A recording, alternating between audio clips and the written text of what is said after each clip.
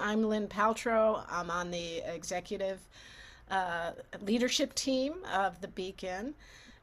We are so lucky to have with us Jonathan Ned Katz, and we will be talking about his amazing book. One of at least nine. AI was not clear. They said at least nine books. So we will be talking about this one in case you're confused. If you have a whole shelf full of Jonathan's books, and that conversation will be facilitated by the fabulous Cindy Rizzo. I'm just doing a little intro for Mr. Katz, and it's a little bit personal. I met him for the first time when I was both a baby lawyer and a baby dyke. I had started at the ACLU, and he was working there. And what he was, he's very, he had a lot of gravitas.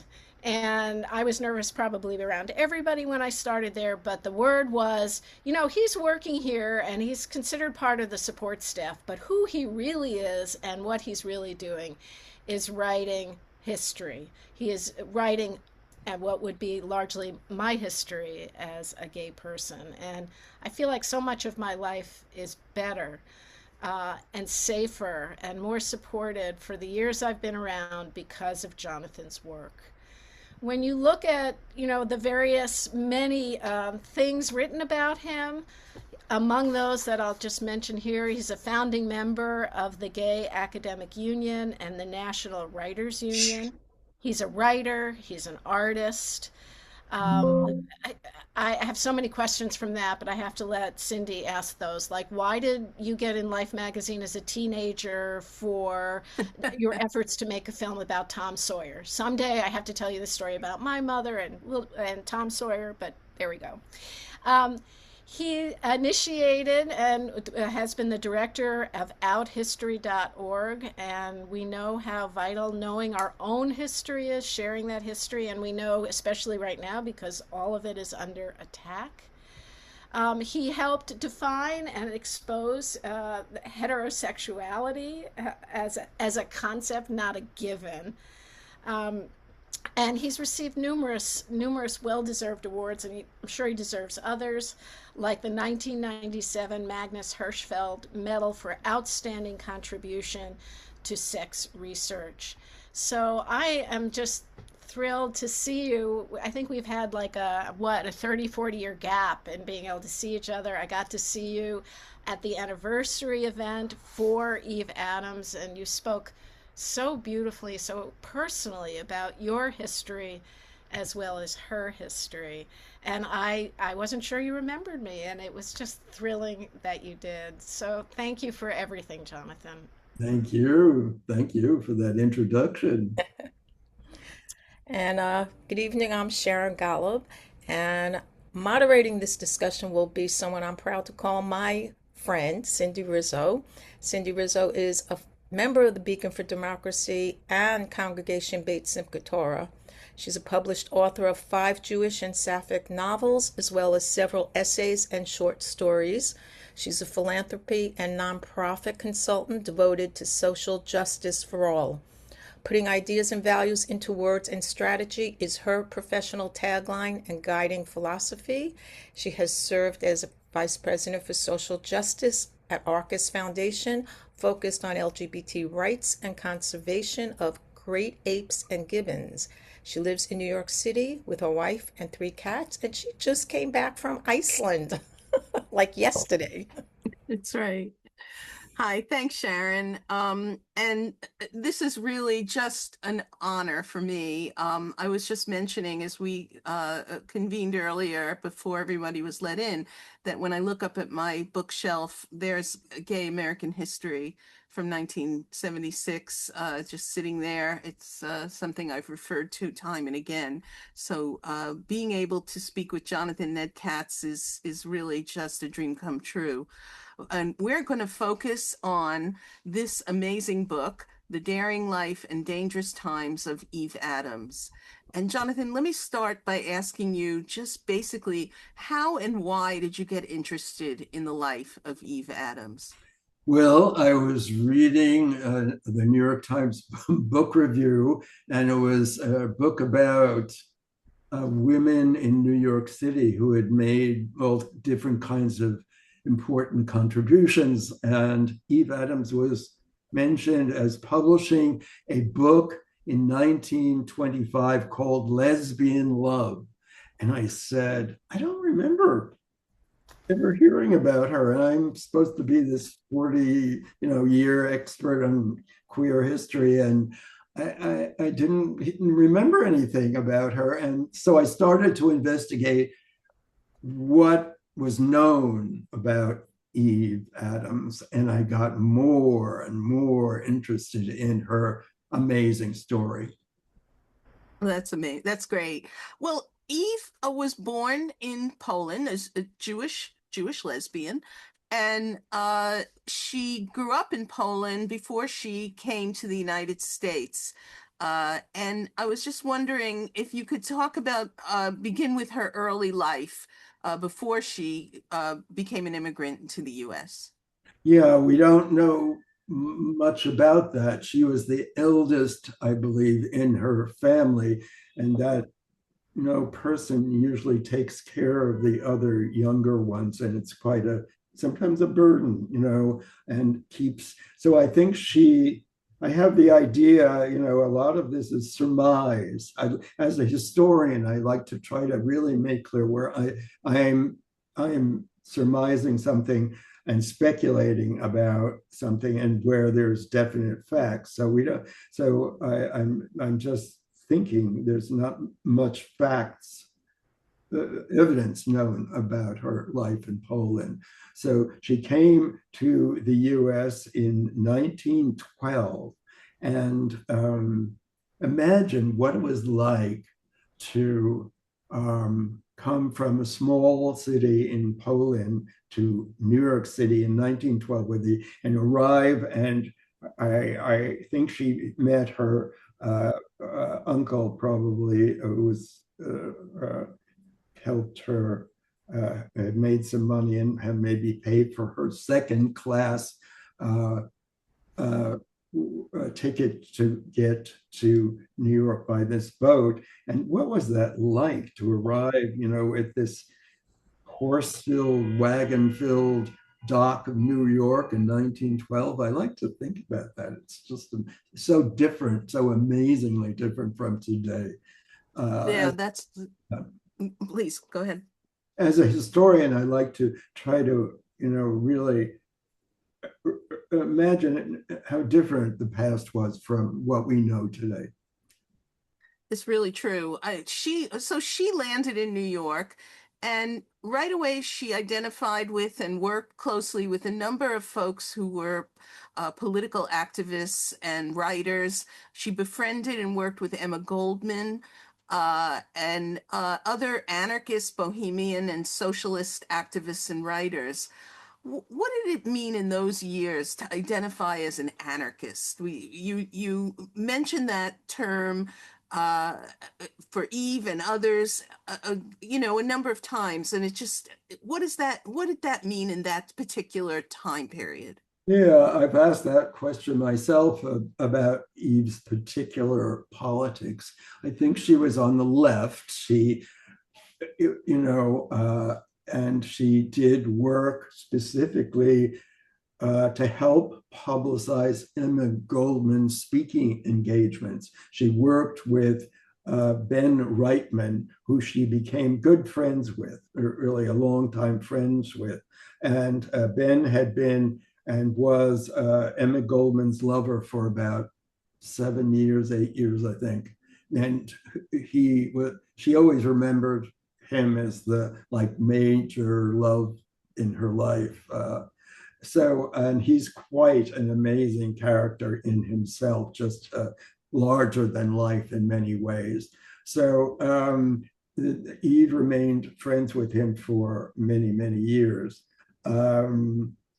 So my thinking about what her politics were, she, was anti-establishment.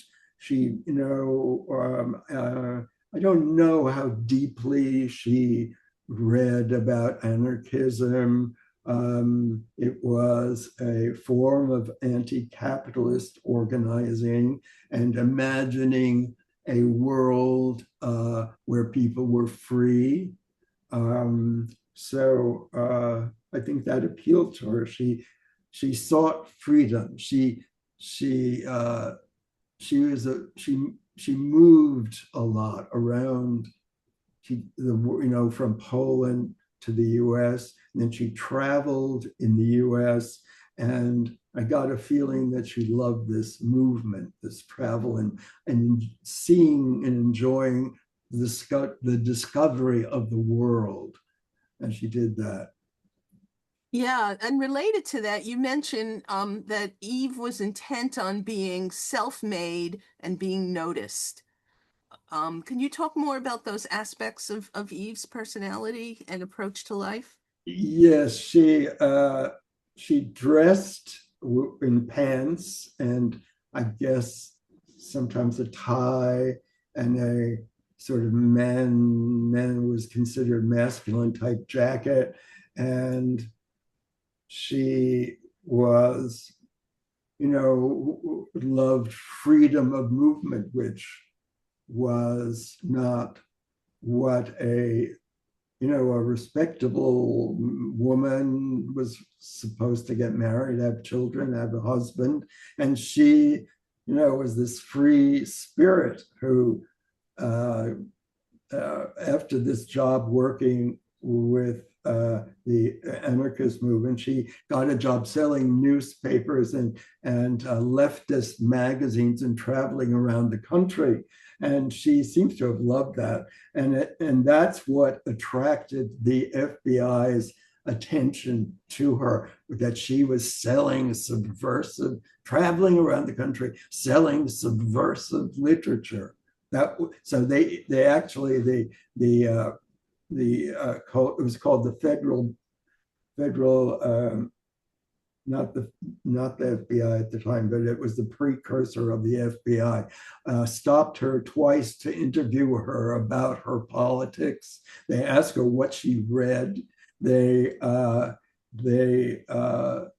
asked her who she supported in politics. She finally refused to answer any more questions, told them to. Interesting. And so even early on, before some of the later on things that happened to her, she Yeah, was already in their sights. yeah. Eve moved around, as you said, and found herself in Chicago at one point, where she settled for a while, and met a woman named Ruth Norlander as a romantic partner initially. Was Ruth the great love that got away for Eve? I'm not sure. She was one of the two major loves that we sort of know about in Eve's life. With Ruth Norlander, an artist, Eve opened a cafe in Bohemian Cafe in Chicago that seems to have been quite successful in the short time it was around.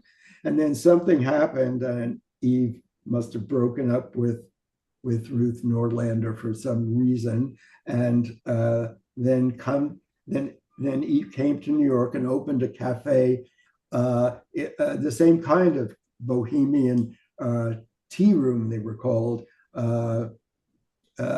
in Greenwich Village at 129 McDougal Street, and you can go there and look in the basement where she had her tea room and get an idea of what it was like at that time. Was that like the precursor to gay bars Yeah, I in a think way? so. I think so. It wasn't just for gay people, but it was like a bohemian hangout. There's documentation of a very bohemian he-men having a poetry reading contest just a few nights before the police arrested Eve at her cafe. Eve was the victim of a sting operation by a female cop. and was charged with publishing an obscene book. And this led to time that she had to spend in prison in New York and eventually her deportation. While Eve had a trial and was represented by counsel, she was not really afforded real due process in all of this. There were 3 trials, I believe. Can you talk more about what Eve endured through that whole ordeal around after her arrest when she was actually on trial? Yeah, she was in jail actually for about a year, as you know, she awaited trials after she was arrested. She was found guilty, as you said, of publishing an obscene book. She was also found guilty of coming on sexually to the police woman who had been sent to entrap her. And they had gone to the theater together, and Eve invited the policewoman to her room, and the policewoman said that Eve had tried to have some kind of sexual contact with her, and Eve denied it actually. And then so Eve was found guilty of obscenity. Eve was found guilty of, that is, of publishing this obscene book. She was also found guilty of coming on to this policewoman and disorderly conduct. She was two different crimes. She was put in jail for about a year. Then she was given a deportation hearing, like a trial, and that was very unfair. There was a crazy guy testified against her, saying that he had seen her taking girls to her room, giving them drinks, drugging them, pushing them on her bed, as if he was in her room. You know, it was ridiculous, kind of over the top testimony that was taken seriously by the court in deciding to deport Eve finally. Yeah, one thing I noticed in a number of places in the book is that every time Eve was asked to name names, she refused. Yes. To me, growing up in the 1950s in a family in which my father had been a Communist Party member, and the FBI did visit our house. And I was very aware of my father telling me about people being called up by the HUAC, the McCarthy witch hunts of people who were asked to give names of their communist friends, and many refused to give names, and a few famous people did give them some names. I remember that they snitched. And that was really a very brave and important thing that she did, to not implicate anyone else in anything that she was going through. But she wouldn't tell who published her book, for instance. Yes. Yeah. No, it's amazing.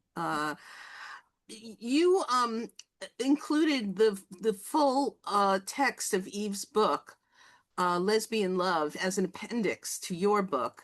Can you tell us about her book and what made you decide? I mean, it's amazing that book, you found the copy and in some strange way, somebody found it and then you included it. Can you talk more about that and about the book itself?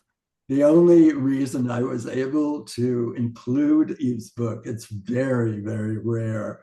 There were only, she says, 150 copies printed originally.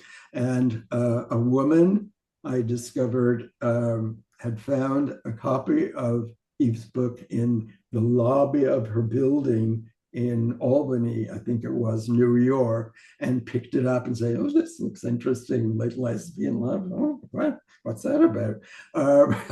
So it turned out that I think she sold the book now at auction for some large amount of money. And I hope it goes into some public archives. So it's an amazing book. It was really unique for its time to use the words lesbian love in public in a book title. It was daring. Eve was really pushing it beyond what anybody else had done in terms of just being openly sort of open. She used a pseudonym, it's true, to, she was smarter. She didn't want to be caught publishing this very controversial book. She used a made up name, but on the book. So I was really happy to be able to get hold of this copy that this woman had found in the lobby of her building in Albany, and reprint it and make it available, as a document, as a historian. It's one of the amazing documents. It tells, in the book, Eve sort of presents different pictures of different types of lesbian women that she had met over different years and different places, and it presents a really interesting picture. There's nothing like it from its time period. It's It's amazing. really true. It's really like her women that she met to some extent over the course of her time in the US, and she talked about them and their relationships, and it's just fascinating, the book that she wrote. Eve, of course, was deported horribly. Was that 1928 when she was deported, or Yes, 29? yes. 28. Okay, and she wound up first in Paris after she left Poland again into the 1930s. But even though there were a number of lesbian expats there and other women in Paris, she was not welcomed by the likes of Gertrude Stein and her cohort. Can you talk about why that is? Why that was? Yes, I think it's a class thing. I think Eve was making a living selling what were considered dirty books at the time by James Joyce and authors that are now taught in like first year college, literature classes. They were sexy books for the time, and they weren't available in the puritanical US. So American tourists would go to Paris to buy some of these so-called dirty books. And Eve was selling those and making a living. She was working class, basically. And Gertrude Stein, came from a sort of upper class family. And I think I've never heard of Eve being welcomed into any of those sort of upper class salons that were held by lesbians in Paris at the time. There were a couple of them, and they were sort of upper class women, I gather. Um, yeah, there's no documentation of Eve being part of those salons. And also, Eve was very out about who she was. She wrote a book called Lesbian Love.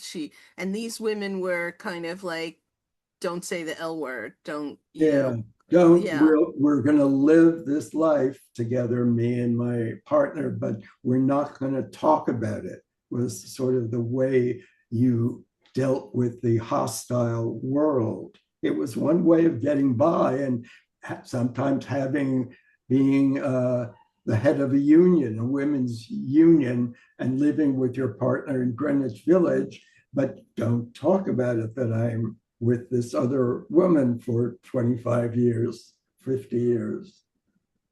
And it wasn't until people like you and Lillian Faderman and others were able to unearth some of those relationships and talk about what they really were.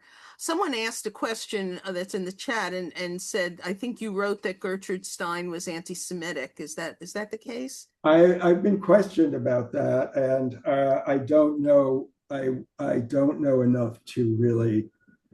Maybe I shouldn't have said that. I don't know enough about her life, so yeah. Yeah. Eve's last years were spent with a woman named Hella Olstein Soldner, a Swiss Jewish woman. What do we know about her? Well, she's from Poland as well, uh, Oh, okay. but originally, but her family left Poland and went to live in Switzerland, and the Olstein family. And she is amazing. She sang in Parisian cafes and made a living for herself and Eve by singing in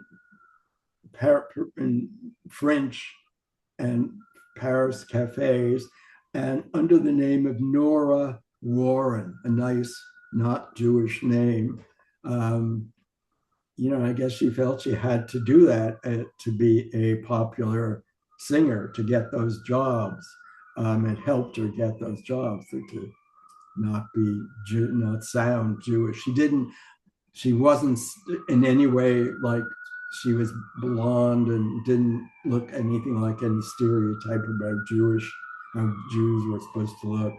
So yeah, so Eve met her when she had been singing in Germany and got out of there because of the Nazis' rise to power, and met her when she was down and out, and sort of adopted her. She was quite a bit younger than Eve and at the time, and took care of her while she recovered, while Hella recovered herself and then began to sing again in France and make some money for them. So it's amazing to think about. There's some wonderful pictures of Hella singing in front of a group of chorus girls dressed up as French soldiers with patriotic French flags behind her. It was some kind of patriotic French thing, which at the time would have been a way of singing songs that were for French against the threat of Nazi invasion, which happened finally. One of the more heartbreaking moments in the book, and there were a few of them, was when you wrote that Hella was denied repatriation or the ability to be with her family in Switzerland, which surprised me since her family was there. Do you know much about that, or what they based on? Is it because she was with a woman, or was there something else, or was it just they didn't want any more Jews there? I I don't know exactly why. I think there was some talk of her not being reputable in some way, Mm-hmm. maybe as Yeah. a performer, who went Mm-hmm. around on her own, traveling around singing. Uh, Perhaps that made her. She wasn't at that time married. She did get married to a man that she met in while touring around, and she still stayed with Eve and lived with Eve for for a long time. Um, they were close companions. She, Eve, and Hella.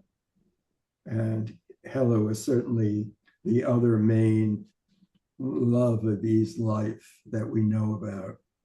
Yeah. Yeah, and I have two more questions, and then I want to open it up to everyone who's here, because I'm sure there's other folks who want to talk to you about the book.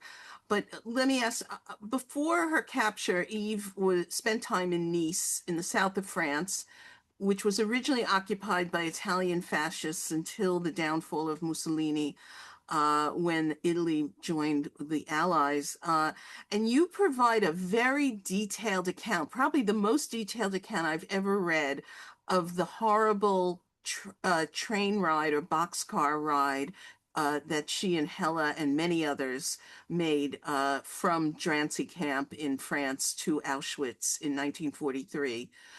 Can you talk about the research? I mean, you did so much research. I went through the notes and, it was amazing how many people you talked to and how many places you went to.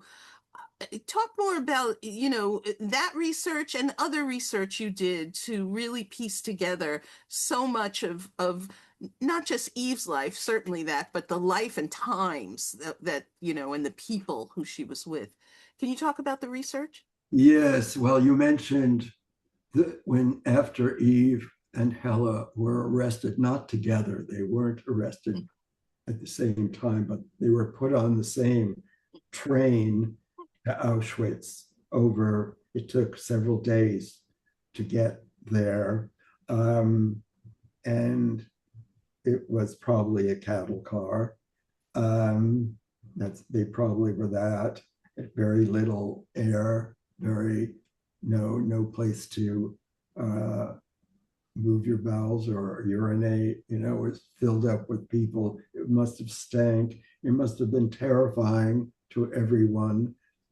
It happens that I think it was 3 different people who survived Auschwitz, who were on that particular train to Auschwitz, wrote memoirs of different parts of their experience traveling on that train.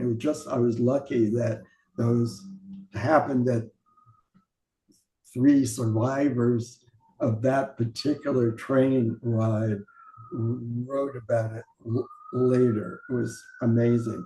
So I could therefore tell readers, some of the horrors of what that trip entailed. And it just research sort of in a broader context of everything that you did.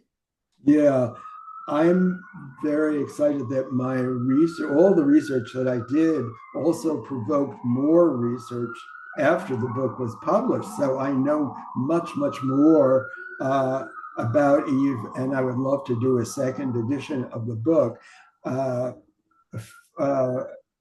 And all of that information is already online. It's just, not in a form, it's a form of documents. So it's hard to sort of, you'd have to spend a lot of time making sense of it just as an outside researcher. So I hope someday to do a second edition of the book. And I, like, for instance, I didn't know when I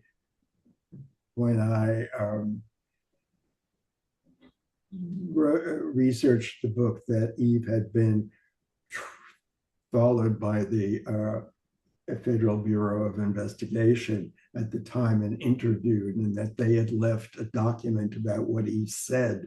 It's an amazing document because it reports what Eve told these investigators, these agents. So there's wonderful new information that I would love to, because every little bit of a fragment about Eve's life seems so precious to me. Because we have little and lots is not known about major parts of her life. I'm, in fact, writing a play. I have a script for a play about Eve Adams that I hope some producing group will get interested in, and that would help tell Eve's story to a wider public. And yeah. Here's my last question, and then I want to go to folks because I know a few of them have already raised their hands or put something in the chat. Eve's life, it's funny because Dara Horn wrote that book, People Love Dead Jews, and you make a point that very much agrees with Dara's point, which is that Eve should not be thought of just as someone who died in the Holocaust, who was murdered in the Holocaust, that Eve's life has so much value that we can learn from. And so in that regard, you include in the book the last words Emma Goldman said when she was deported, which is, "Time was when this country professed to welcome the downtrodden of other lands." And people who demonstrate at the Beacon every week could probably put that on a sign and say that it would be true today. What do you think? This book came out in 2021, but it's got this life right now. How do you see the relevance of this book? And I know that's it's the most softball question I could probably ask you, Jonathan. Where do you see, the lessons we need to learn from this book today? Yeah, I mean, I think Eve's story is important as a warning about the terrors of possibilities of fascism. She died in Auschwitz. But Eve's story is also an inspiring story. She was an activist, amazing, daring person for her time. She dared to go against that thing, that norm that said, don't talk about it. That was amazing. She wrote this amazing book. I wish I could. I think of her as my friend now. I wish I really knew her. Um, so she is a person for our time. Yeah, she was an immigrant, and she was trying for a better world with other people who were concerned about making a better world.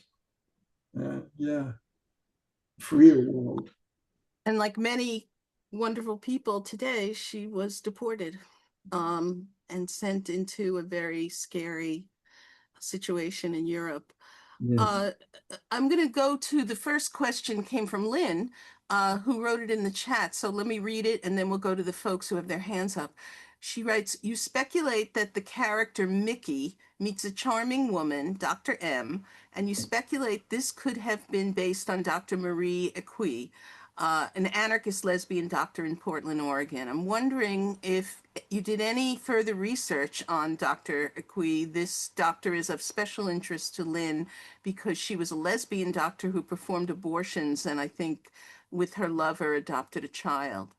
Yes, yes. There's a wonderful book about Marie Equi's life in Portland, Oregon. She was also on the left and an activist. And uh, this character that Eve describes in one of her stories in the book about women sounds very much like she's a doctor, and it sounds very much like Dr. Marie Equi. Great. We're going to open it up to first Ruth Gursky. Unmute yourself, Sharon. I'm assuming that if Ruth unmutes herself, we can hear her. Hi. Okay. Hi. Thanks, Cindy. Good seeing you. And thank you, Ned, for being here. I really enjoyed the book. I was fascinated by her stories, which, really came to life, was so relevant, and I would have bought the book today. It's maybe a little bit more juicier today. Authors like Cindy could add some more juicy scenes, but she wrote a beautiful book. The one thing I was thinking about was her travels when she was in Europe. She actually ended up in London for a period of time. And I was like screaming at the book, stay in London, don't go back. And she did. Did you find anything more about some of her travels? And she was in safe places for periods of time. And yet she went back and obviously was captured and deported. Yeah, she arrived in Paris. She was first deported back to Poland, and she served a couple of years there took care of a child, and she loved it. And that actually, although it was hard work, 12 hours a day, she talks about that in a letter to Ben Reitman. That's on Out History, that letter. And then Eve managed to get to France, to Paris, and that's where she sold these books to make a living, and newspapers, and like she had done for a while in the U.S. And then a few years go by, and she meets Hella Olstein after Hella's just come, down and out, and Eve takes care of her. And then about 3 years, in 1940, they have about 10 years together. Not quite that, but then the Nazis invaded in 1940, and then Eve and Hella, as two Jewish women, avoid getting arrested for 3 years. They managed to do that, and finally, the Nazis get round them up and send them off. So she didn't stay in London, which could have been, Could have you been her know, salvation, maybe. Well, she yeah. didn't know how bad it she was. She went there briefly for vacation, she says in a letter to Ben Reitman, and she didn't know how bad it was going to be. She didn't know. No, people didn't grasp. It makes me scared about what's happening now. Yes. Quickly, that the fascists took over when they, invaded France. Scary how fast. We have Spence and Bernard. I don't know who it is that has the question, but please go ahead and unmute yourself. Well, this is Spence. First of all, it's a tremendous honor to even be able to interact with you, Mr. Katz. I've read your material. But I have to say, this book moved me in so many different ways, in so many different times of the book. And you've covered, both of you now have covered much of it, but I think that it made me have to uh, take a look at my own thinking as it related to the persecution of quote unquote homosexuals and the persecution of Jews uh, by the Nazis. And what I mean by that is somehow I grew up with this notion that the Nazis persecuted homosexuals. Stop. And they also persecuted Jews. I never before read a story or a history where homosexual Jews were part of that persecution. And what I mean is that the story that you were telling, as I read the book, started for me as a story about a unusually out lesbian, as we already covered those details.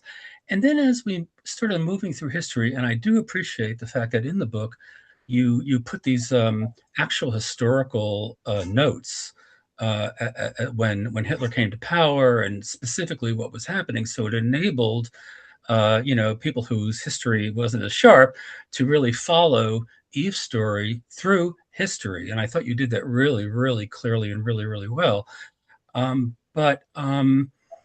But when Eve's story for me took a turn to quote a Holocaust story, it really riveted me because in my own thinking and my own reading and my own history, a reading of history, um, there were homosexuals that were persecuted, but I rarely read about how homosexuals who were Jews were persecuted. It has never really been articulated in that manner. And that wasn't what you set out to do, but that is sort of what the story became. So her the elements of persecution in her life, and there were many, certainly being an out lesbian, if we can call it out for the time, but let's just use that phrase for now, an out lesbian, He you know, was. right? And then being persecuted for being Jewish. And when I read your section about her being sent to Auschwitz, I didn't really, unless I was misunderstanding, you were really talking about her as the Jew that was being sent to Auschwitz, not Yes, as he the was. lesbian, not Yes, as the lesbian that was being sent to Auschwitz. yes, yes, yes. And that shift in the narrative just blew me away because it gave me an entirely new perspective uh, as to how persecution of both homosexuals and Jews came together, and at a certain point in time, it made no difference which group you were part of. You were going on that train, and you were going to the gas chamber. So anyway, I want to just thank you. It's very complex. Your book was very complex, and I really appreciate that you wrote it. And I'm deadly thrilled that I got the chance to tell you that right now. So thank you. Thank you.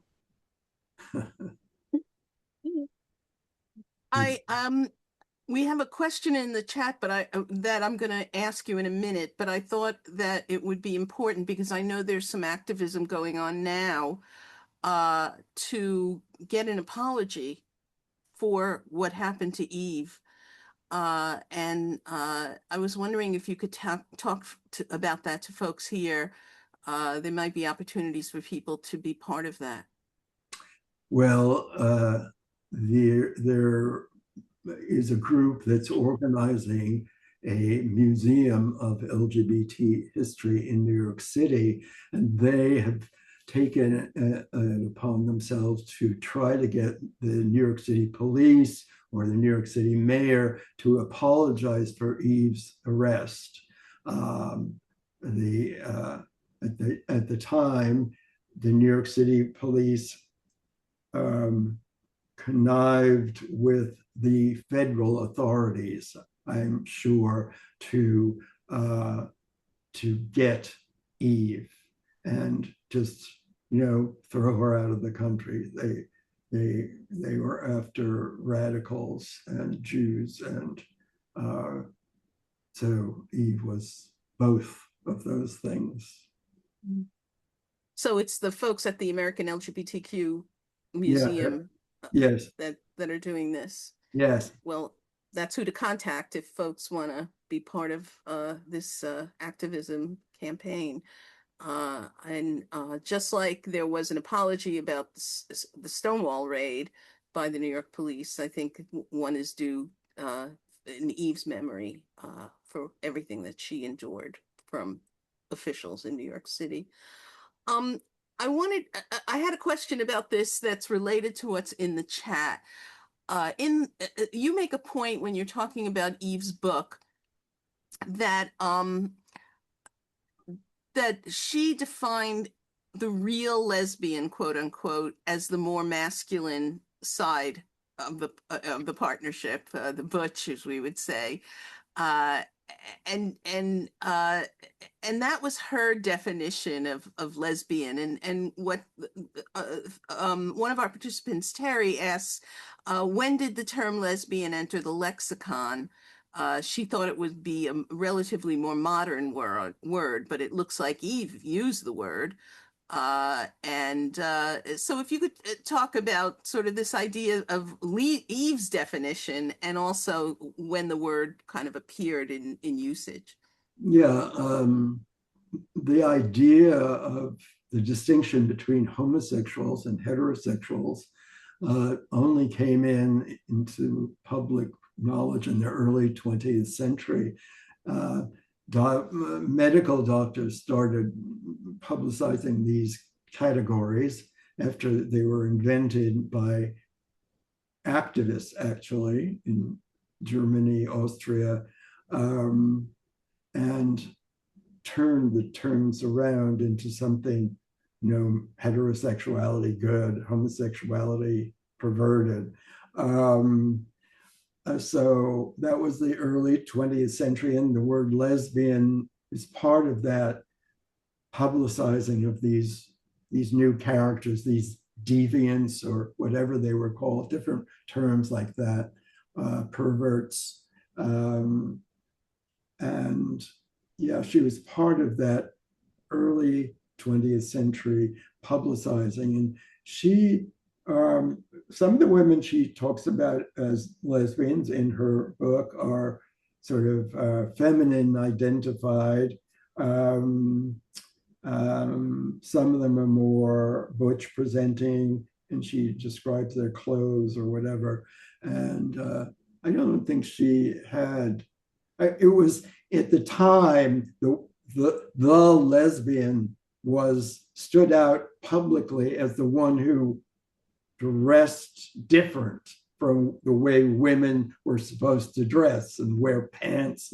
Nowadays, everywhere a woman wears pants, to go around the house and go out and casually and whatever. So, I don't think Eve had a stereotype, but Eve stood out as the lesbian, as the butch lesbian stood out as, oh, that's the lesbian. The more feminine ones just sort of more faded into, oh, they weren't noticed as the lesbian so much. And there was this anti-lesbian sort of idea of this butch lesbian being a predator of, seducing innocent young women into this life. Which is what they accused Eve of as Yeah, well in yeah. her, yeah, in her deportation. Um, the one interesting thing that I noted that I found in your book, Jonathan, toward the end, is that you talked about your own history. Uh, and I was wondering, which was very moving, in terms of your, how you came into yourself in a sense, in through the time you spent with this particular psychiatrist, I believe. And I was wondering if you could explain, like, what made you decide that this was something you wanted to put in the book and talk about publicly.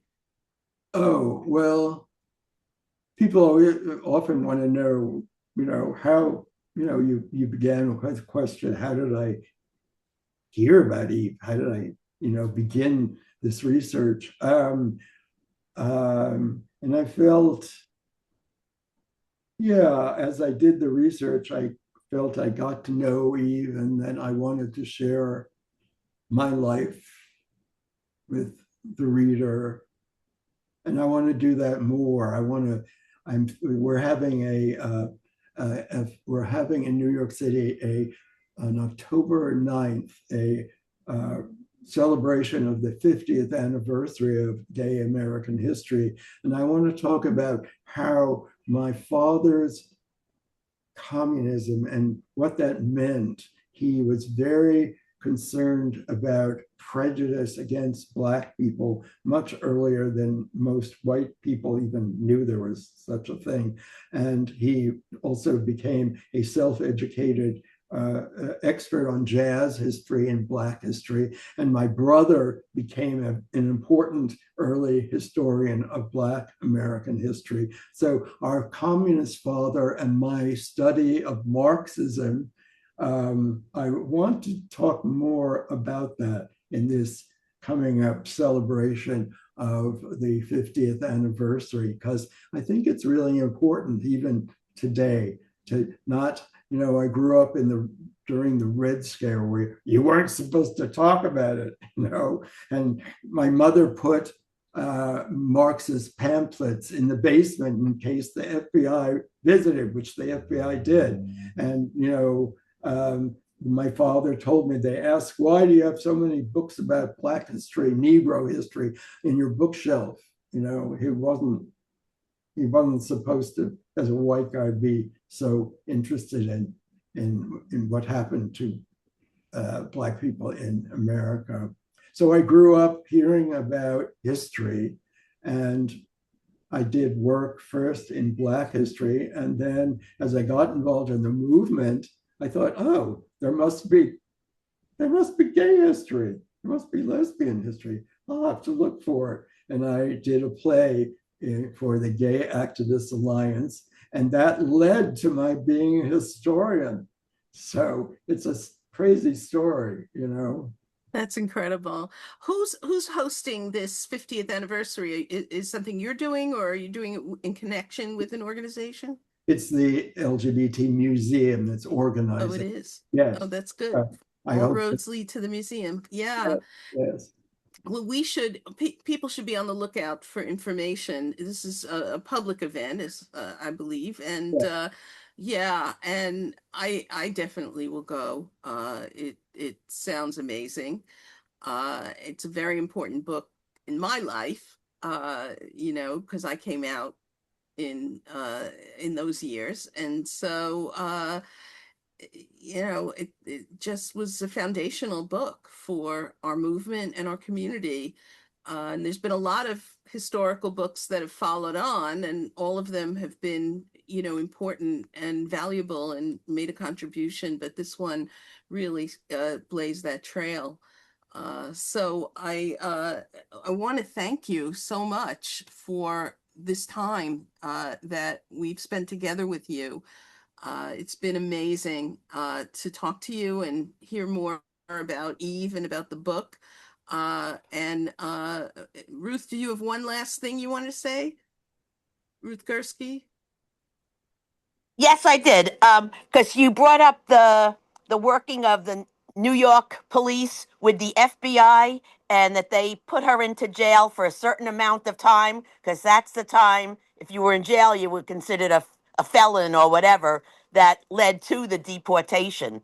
I found that to be particularly sad and interesting at the same time as an attorney, that kind of collusion to make her deportation happen.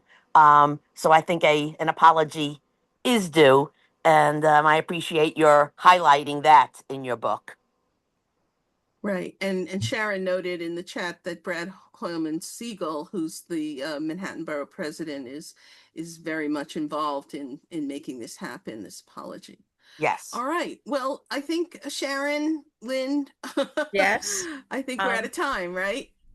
Well, I'd love to, let's have a Zoom round of applause for Jonathan Katz and Cindy Rizzo. Woohoo! Mr. Thank Katz, you. Thank thank you. you so much. And Eve Adams, say her name. And Eve Yep. Adams.